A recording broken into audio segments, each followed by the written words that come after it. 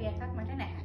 First, but Instagram එකකින් මම දැක්ක ගොඩක් කට්ටිය ටොක්ස් වල බස් එකේ හැමතැනම යනකොට ඉක්මනට දාන්න පුළුවන් සහ හරි හાર્ඩ් එකට තියනවා කියලා ගොඩක් කට්ටියගේ රිවිව්ස් දැක්කා. but මට idea එකක් තිබුණේම නැහැ. try කරමු කියලා හිතුවා. මොකද මම nails ලස්සට තියාගන්න කැමතියි. සහ මට මගේ nails ආරක්ෂා කරගන්න කැමතියි. එක පාරක් දාලා ආය සවුතු වෙයි කියන බය නැතුව මට දෙයක් කරන්න පුළුවන් කියලා හිතුන නිසා මම ප්ලේස් එක හොයාගෙන ආවා රජගිරියට.